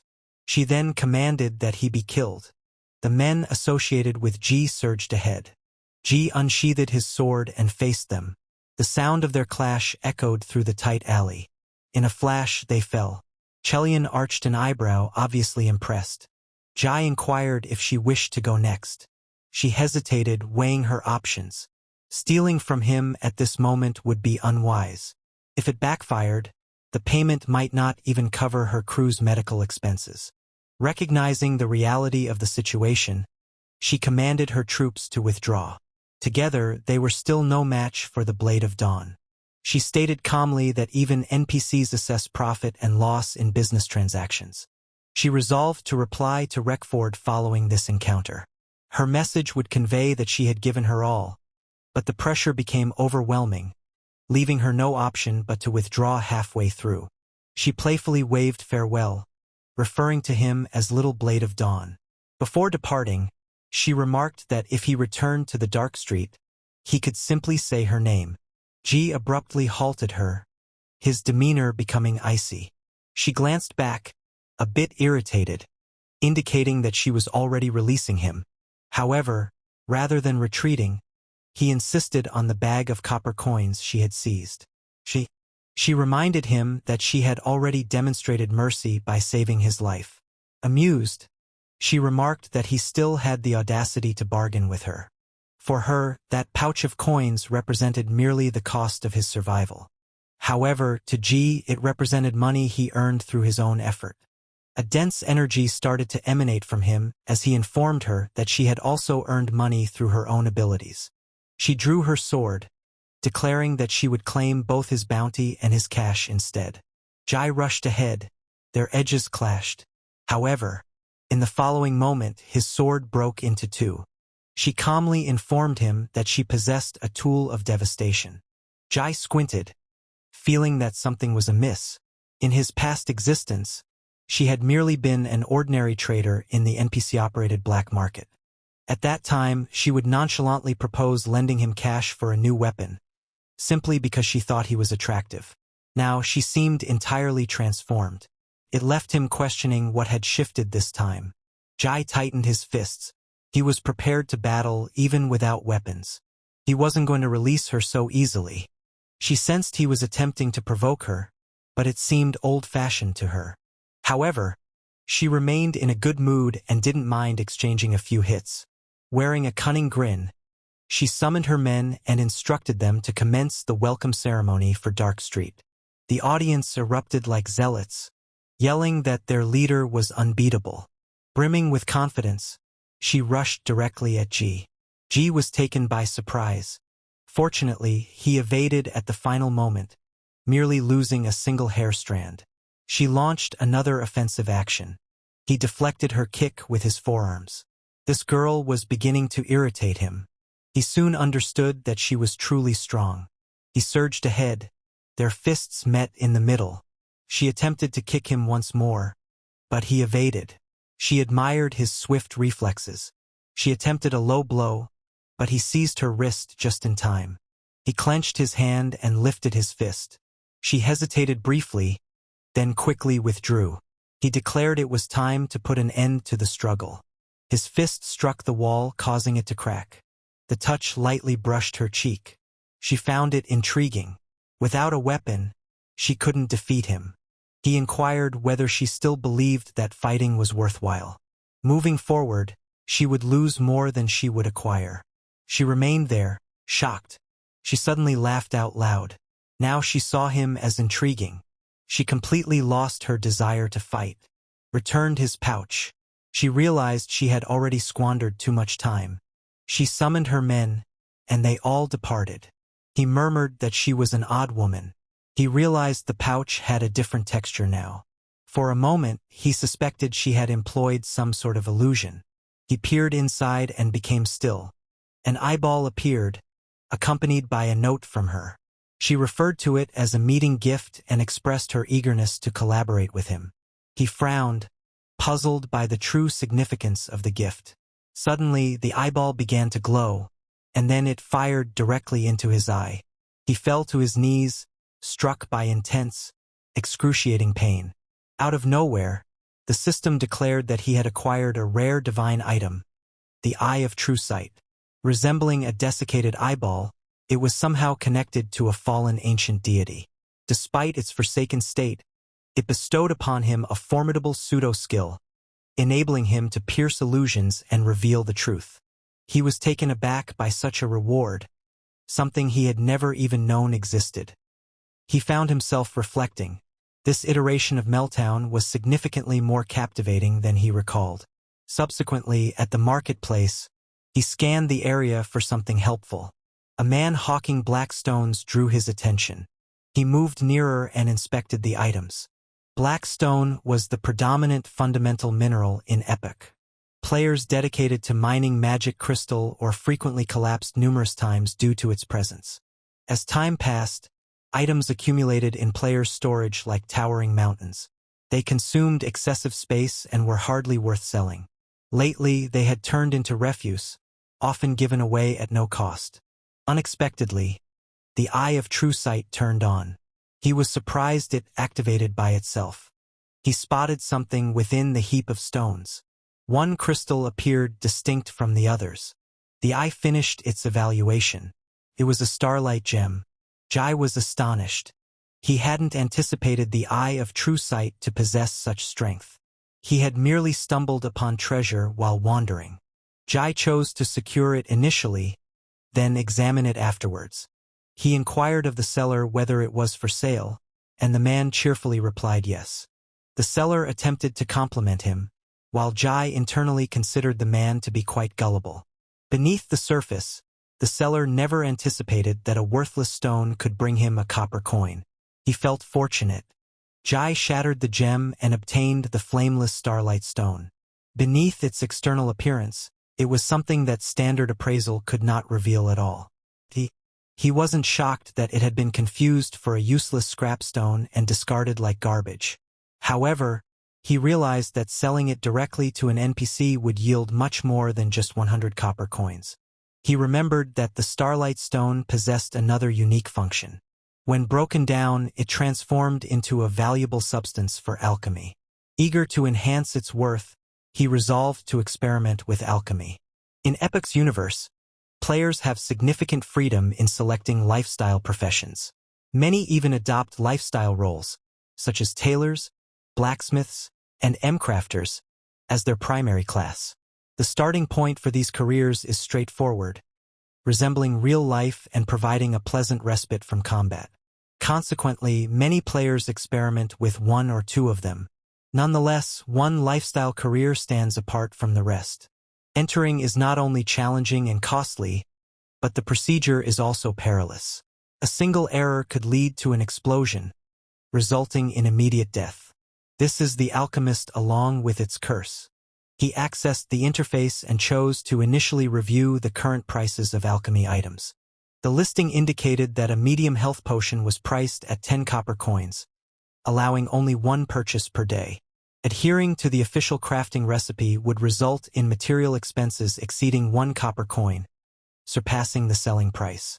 He noted that moonlight moss was priced at 2 copper coins, while 2 sunflower nectar amounted to 5 copper coins. The hemostasis herb was 1 copper coin, and clean water along with medium crystal bottles held negligible worth. From the outset, he recognized it would lead to a loss. Additionally, alchemists typically experienced a significant failure rate, often around 60%, which increased production costs. Consequently, the actual expense of potions was nearly twice their advertised price. This explains why many players steered clear of alchemy. The more they invested, the more they lost. However, having spent years in this world prior, he was already aware of the secret formulas for specific potions. Initially, although he was aware of the recipe, he was unable to create it due to the absence of the essential ingredient, Starlight Stone Powder. However, this surprising discovery provided him with an ideal opportunity to earn money. In the meantime, an observer was watching him and saw that he was making another purchase. The other spy advised him to ignore it and simply trail him covertly, hoping to capitalize on whatever scheme he was involved in. Given Jai's Blade of Dawn title, they believed he was well-versed in the system's economy from the closed beta. The man noticed him purchasing a black stone at the last stall, prompting him to buy one as well. The other spy confessed he was persuaded and ultimately purchased the entire stack. Ironically, the seller started to question whether he had priced the black stones too low. Ji acquired sufficient medium crystal bottles and essential ingredients such as green grass leaves, enabling him to create 10 medium health potions. He successfully produced flawless Starlight Stone Powder from the rare material. A spy pondered what he had just shattered. His companion labeled him a fool. He speculated it was the black stone Jai had purchased, believing Jai aimed to create premium products using the black stone as the primary ingredient. They chose to imitate him. They ground the black stones in their palms, resulting in cuttlefish stone powder and blue forage powder. Initially, the essence of the grass leaf was limited to being transformed into a mild herbal juice. Jai transferred the essence into the bottle. He then incorporated the Starlight Stone Powder. The catalyst effect transformed the feeble herbal blend into a significantly more potent concoction. However, that was not the conclusion. The spies observed him approaching the fountain and assumed he was preparing for an elaborate ritual. It seemed logical to them, as such crafting typically requires an appropriate setting. While observing intently, they formulated a new hypothesis regarding his actions. Much to their astonishment, Ji merely filled the bottle with water, and the fluid within became green. The system alerted him that he had acquired a medium health potion. Ji was pleased. Its look resembled the one available in the store, and the outcome was identical. The agents believed he was creating counterfeit potions. He continued to repeat the process. He successfully created 100 medium health potions, earning a substantial amount of alchemy experience from the system, which rapidly increased his level. Observing the outcomes, he understood that his previous knowledge could now be directly converted into cash. Onlookers spotted the bottles by the fountain and inquired about their price. Additional players approached and even attempted to purchase them in larger quantities. In just 1 hour, everything he created was entirely sold out. By setting prices a bit below the stores, they flew off the shelves. A few were even flipped for a profit. Ultimately, his initial 100 copper coins grew to 1,000 within just 1 hour. He felt pleased. The Griffin's reward had increased tenfold. The spies at last understood they had misjudged him, and that what he offered was genuine medicine. They believed his technique was probably confidential information from the closed beta. If it were revealed, it could disrupt the entire game economy. Seizing the opportunity, they strategized to take advantage and amass wealth before the flaw was corrected. Believing alchemy was straightforward, they attempted to replicate the process, thinking it was easy. However, they found themselves with a vial of poisonous brew instead. They questioned the recipe's accuracy, having observed each procedure closely. The man who created it informed his friend that it was a health potion, merely a different hue. His friend inquired whether he had the courage to drink it. Suddenly, The system alerted that player Jabba had taken his own life, drawing Jai's attention to the chaos. The audience grew inquisitive about the situation. They were in disbelief that someone had just taken his life. However, Jai understood they had pursued alchemy without comprehending the recipe, leading to the curse of alchemy. He could merely hope the individual would have better fortune in the future. Transitioning to his next strategy, he had to sign off and manage his recently acquired fortune. Jai signed out at his residence. He took off the VR helmet while figuring out the exchange rate, realizing that 1 copper coin equaled 10,000 yuan. Before logging off, he had exchanged 50 copper coins via the trading platform. Soon after, he got confirmation that 5 million yuan was deposited into his account. He was amazed by its speed.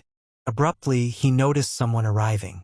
A gang of men burst into their residence, insisting on repayment and issuing threats. His mother and sister were taken by surprise. They mentioned that the payment wasn't required yet, as the month had only just begun, and the deadline was set for the month's end. The gang leader confessed that he initially intended to gather payments at month's end. However, after losing 1 million in Epoch, he threatened them, stating that if he didn't recover the money immediately, the situation would turn violent.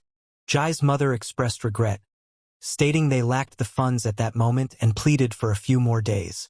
The thug leader doubted her words. They seized Jai's sister, prompting his mother to shout for Sixi. He then took hold of the mother, making a repulsive comment about her daughter, objectifying her as if she were merchandise. Fearful, they struggled against him while he ridiculed their son for concealing himself rather than assisting. He deemed the child worthless, even proposed that the child should engage in strenuous work. At the minimum, his organs could be sold for cash. He was taken aback when someone abruptly inquired if it was 1 million. It was Jai. He sent the funds and questioned if that sufficed. They chuckled, believing he was joking. That was until they got a notification confirming that 1 million won had been deposited into their account. They stood still. A henchman advised the boss to verify his account. Jai quietly inquired whether it sufficed. Sixi inquired whether he had stolen from a bank. His mother questioned the source of the money. The thug's leader began to understand something as his henchman verified the payment. It was genuine. The leader seized Jai by the collar, convinced the spoiled, reclusive gamer was worthless. There was no chance he could possess 1 million. Jai instructed his mother to head indoors. The thug insisted on understanding how he accomplished it. Jai replied that he was merely a gamer, which naturally meant he earned money through gaming. The gang leader was enraged. He had lost 1 million, whereas Jai had merely gained it. He stated that the funds Jai transferred were not a repayment, but rather compensation for his gambling losses. Jai realized it was merely extortion. The man lunged to seize Ji, but Ji swiftly grasped his wrist and twisted it. The man was taken aback by his speed. Ji mentioned he excelled not just in playing games. He wrenched the man's arm tighter, causing him to cry out. The man couldn't fathom this was the same inept gamer. Jai confidently declared he was that person without a doubt. The other men began to fidget. However, their supervisor instructed them to stay still. He was shaking as he pleaded with Jai to resolve this amicably. Jai was repulsed when the man referred to him as brother. The man sensed his dominating presence. It felt to him as if a malevolent spirit had returned from the abyss. Jai inquired whether he still intended to extort him. The man hastily claimed it was merely a misunderstanding and that he was only trying to survive. He insisted there was no need for things to escalate. Since Jai had already settled the payment, they had no reason to create conflict, so he pleaded for his release. He inquired if his men were in agreement. Naturally, they supported their leader. Ji ordered them to leave his house at once. They hurried out without doubt. Sisi and their mom observed them depart. Sisi yelled at them, calling them rude, and warned that if she encountered them again, she'd confront them physically. The men swiftly responded they wouldn't risk returning. Sisi then looked at her brother and requested an explanation. Ji felt perplexed and inquired about what needed clarification. She noted that a millionaire had unexpectedly shown up in their home. This caused him anxiety. He contemplated how to clarify everything without causing his family concern. Jai reflected on the joy of being reborn, especially with his sister now healthy and thriving. In a previous life, his father passed away, and his sister was gravely ill, plunging the family into significant debt. He bore the burden of supporting them all, carried his resume everywhere. He was advised to return and wait for any opportunities that might arise. In those days, employment was scarce, and everyday life was challenging. He fought to secure steady work and barely managed to get by. One day, he walked by a mascot encouraging individuals to join Epic. They claimed it was an infinite realm, brimming with mysteries and abundant treasures for players to discover. He could even earn money simply by gaming. That was the true motivation behind his gaming journey, and he felt a touch of embarrassment in confessing it. He was merely an inexperienced fighter. A leader from a gold farming group came to him, seeking someone unafraid of death. They informed him that each run would earn him 2 copper coins. He accepted immediately without any hesitation. Each battle he faced seemed to bring him closer to death. However, as long as he remained alive, he could make money. The leader quickly recognized that Jai was difficult to eliminate. He remarked that Jai consistently made it to the end. To others, it appeared dubious, as if he were cheating. Jai remained silent. Noticing his hard work, the leader awarded him an additional copper coin. He urged him to persist in working hard and backing them. Jai felt distressed. Through continuous encounters with life-and-death battles, his fighting abilities gradually enhanced. Eventually, he grew resilient enough to fend for himself, even defeating bosses alone when necessary. As he gained strength, he developed a new conviction. He understood that achieving true strength required not just money, but also exceptional skill and technique. Embracing that mindset, he decided to pursue becoming the strongest. It allowed him to make money while safeguarding the one he cherished most. He resolved to become the most powerful. Further along his path, he encountered a loyal brother who battled alongside him, united by the same objective. This was Bai Li Changcheng. They committed to becoming the most powerful in their respective journeys, depending solely on their strength. They then faced off in a contest to determine who was stronger. Jai was often discussed as the immortal god of war, summoned only for the most perilous team battles. Those who witnessed him in action recognized that his abilities surpassed the ordinary. His prowess was unmatched by any typical player. Rising from humble beginnings, he advanced gradually through sheer talent. His strength stemmed solely from technique, elevating him above average competitors. Consequently, his earnings increased, leading to a gradual enhancement of his family's circumstances. Until a shift occurred. The top battle agent advised him to yield. He was unable to accept it. He was convinced he possessed the power to battle the finest. He envisioned ascending to the pinnacle of his era and standing at its summit. Additionally, the prize money might heal his sister's medical condition. He inquired why he should fail. The agent stated that this so-called pinnacle competition was dominated by financial power. Coming from an ordinary background, he stood no chance against affluent players. For them, his defeat was predetermined from the very beginning. Additionally, his rival was his close brother, Changcheng. Defeating him would signify aiding him in achieving his objective. Jai trusted that Changcheng would honor their commitment. Understanding Jai's motivation for becoming a player, Changcheng felt it was only fair to give his utmost effort. He resolved to become the mightiest. He was willing to sacrifice everything to conquer Balai. Despite being a commoner, he opted to challenge destiny and elevate himself through sheer strength. Deep inside, he was convinced that as long as he persevered, this journey was the correct one. The agent cautioned him that if he refused to comply, the authorities would find a method to compel his agreement. They recommended that rather than descending from the peak, he should seize the opportunity to retire. He reflected on the distance separating them. Balai could stumble repeatedly and still recover due to his strong support. In contrast, for him, a single failure signified the end of everything. He was out of second chances. At that moment, He picked up a call, sensing something was off as he inquired about what happened to his mom. His mother's voice trembled as she revealed that the hospital ceased treatment due to a lack of funds, and his sister's condition rapidly deteriorated.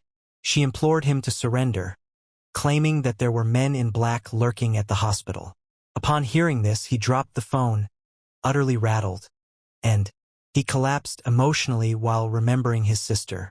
Currently, Cixi inquired whether he was weeping. In an effort to soothe her, he smiled forcefully.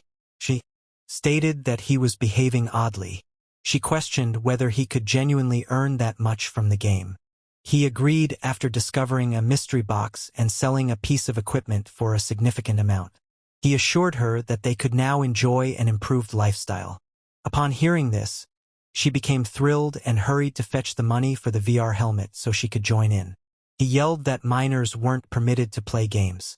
Individuals have various motivations for becoming players. Some seek glory, others chase dreams, while some simply aim to evade reality. Jai's motivation was straightforward. He aimed to be the most powerful. Those at the bottom possess the resilience to endure. They have become accustomed to exchanging their lives for money, resembling monsters. Regardless of how dire the situation becomes, they persist. However, the reality is that there's always a motive behind survival. For him, it was straightforward. He aspired to be the strongest, as only the last one remaining can safeguard what is most important. This was his reason for choosing to be a player. In this life, his goal was to become the strongest, but first, he had to purchase a few items. Thus, he headed to Epic's official store, the Dimensional Edge. Inside, there were various items. In his previous life, he only managed to save enough for equipment during the mid to late stages, and even then, the gear he acquired was 2 tiers below the top quality. However, Chong Chong was already utilizing high-end equipment such as the Supreme Thunder quite early. The seller identified him and inquired if the entry-level model was not suitable. He mentioned wanting to purchase a Supreme Thunder. The man was taken aback. He then scoffed, stating he wasn't attempting to lecture him, but that kind of discussion was something only genuine pro players would grasp. The man waved him off, asserting that it was unfeasible for someone of his age. He claimed that even after a decade of manual labor, he still wouldn't be able to afford a fraction of that device. Suddenly, a person entered and settled the full payment for the Supreme Thunder. The seller quickly changed his demeanor towards the affluent client, Reckford. He claimed there was just one stock available in the entire city, tailored specifically for him. Jai identified Reckford's voice. The individuals associated with Reckford complained that they were betrayed by the fool called Lin Jai. Reckford attributed his inability to defeat Jai to his equipment. He was obviously enraged. He then saw Jai standing directly next to him. Jai remarked that adversaries are destined to encounter each other on a tight path. He recalled his previous threat and inquired if he desired another lesson. Reckford recognized that Jalian didn't manage to defeat him in the game, acknowledging Jai's toughness. But this was reality. Reckford felt assured in this situation. His accomplice reminded him that he had made a similar claim back in Meltown. He asserted that the kid had cheated during the game, but in real life he wouldn't have that option. Moreover, it was 3 against 1, so he instructed them to teach the kid a lesson. The seller quickly intervened, urging them not to engage in a fight there. He cautioned Jai against acting impulsively, reminding him that the individual before him was young Master Reckford. He urged him to kneel and apologize, stating that he couldn't bear the cost of any damage to his shop. Ji sighed, expressing that games should remain as games and not spill into reality. He mentioned that he had initially intended to let it slide. Reckford's anger intensified as he drew a dagger, resolute in his quest to reclaim the pride he had lost during the game. The henchmen were furious as they had put in effort to advance. Reckford struck him. Jai engaged his eye, and at that instant, time appeared to decelerate. He reflected on how 5 years of intense battles in Azura honed his intellect and conditioned his mind. His reaction time and muscle reflexes had significantly enhanced. Due to his quick reactions, everything around him seemed to move slower in battles. The same event occurred in reality as well. Once Jai evaded the strike, Reckford claimed he was cheating in reality as well. He prepared to retaliate with his fist and delivered a powerful blow. Reckford appeared as though his spirit had departed from his body. Jai informed him that cheating in reality was unfeasible. He instructed the last two men to approach him simultaneously to expedite the process. However, those men decided to abandon their boss. Jai nonchalantly settled the bill and instructed the clerk to make the supreme thunder. The man was astonished and inquired how he made so much as a manual laborer. Jai merely replied that his balance sufficed. He exited the shop holding a box in his hands. However, he spotted someone waiting for him. A big man had green-colored hair. He identified him as Hawk from the game and inquired why he hadn't attacked alongside his allies. Hawk hesitated. He found it hard to express his desires. He abruptly declared his desire to grow stronger. Jai thought it was somewhat funny. He presented himself as Hawk, a knight of vengeance. He implored the Blade of Dawn to welcome him as a follower. Jai mentioned he wasn't intending to take on a disciple and began to walk away. However, Hawk seized him and remarked that since the instant he witnessed him battle like a deity of war, risen from the underworld, he recognized that Jai was a real force. Hawk confessed that he selected the Retribution Flame talent out of fear. He expressed concern about battling others, facing injury, and assuming genuine responsibility. He remarked that all his ostentatious yet ineffective displays merely concealed his fearfulness. He acknowledged his failure, and, at that moment, he genuinely desired to grow stronger and be powerful like Jai. Thus, he pleaded once more for him to take him as a disciple.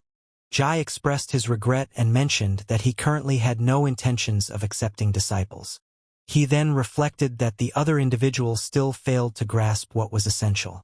He mentioned that perhaps in the future he could think about it. Hawk's eyes brightened when the Blade of Dawn partially accepted him. Jai understood that acknowledging one's vulnerabilities is the first step toward becoming stronger. He mentioned that Epic was in the process of updating and gearing up to release version 1.0. He believed he would watch Hawk closely before making a decision. Hawk proclaimed he would utilize this opportunity to demonstrate his worthiness. He asserted that he deserved to be the Blade of Dawn's disciple. In that instant, the wheels of destiny started to move, changing direction in an entirely unforeseen manner. This was an outcome that took everyone by surprise. At home, Ji donned his VR headset. He's prepared to conquer the game once more. Moments later, he materialized in front of his home within the game. He hadn't visited since Mayor Green presented him with the key. It dawned on him that the update had changed his default login location to his residence. He inserted the key and announced his return. He returned home to a warm reception as the Lord Blade of Dawn. A system notification popped up, indicating that the update had activated the house renovation feature, allowing modifications. It further stated that the area within a 500-meter radius was now his domain. The system clarified that the greater his reputation in Epic, the more land he could acquire later. Jai was taken aback, recognizing that this feature was even present. He confessed that in his previous life, he had never owned a home, so he lacked knowledge about it. Surveying the surroundings, he noticed the house was entirely vacant and uninhabitable. He explored the renovation choices and discovered items such as opulent floor tiles, a leather couch, a chandelier, and even a weapon rack, all valued in silver coins. He understood that the house Mayor Green provided was essentially crafted to siphon off his hard-earned cash. Weighing the expenses, he believed it could purchase an actual mansion, labeling them outright profiteers. Nonetheless, the landscape was pleasant, making the expenditure not entirely pointless. While indoors, he thought he could simply make more money later. Out of nowhere, the doorbell rang. He approached the door to take a look. He cracked it open a bit and inquired who it was. Our top villain waifu was Leon. He grimaced, sensing his bad luck already. He attempted to shut the door, but she forced it open, claiming they could be regarded as old friends. She inquired if she was truly that uninvited. He reflected on how Leon dominated the town's underworld, realizing that no positive outcomes ever resulted from engaging with her. It was also recognized that numerous players during that era engaged in harmful PvP. Those with red names faced restrictions in many public spaces. However, underworld NPCs such as Xiaolian would welcome these notorious players and offer them various services. Naturally, her services included additional charges, and those seeking her assistance often brought complications. She mentioned a job that could earn him some money. He remarked it was the first instance of an NPC approaching his door to propose a quest. Without a second thought, he replied that he wasn't interested. She forcefully opened the door, striking him in the face.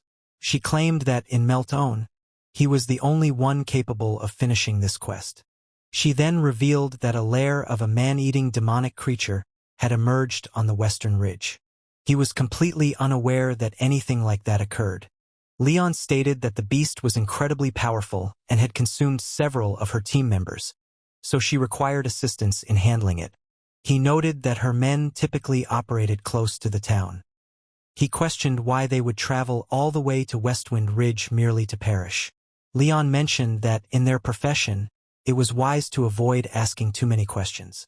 She advised him to simply choose whether to accept the job, promising a reward of 100 copper coins.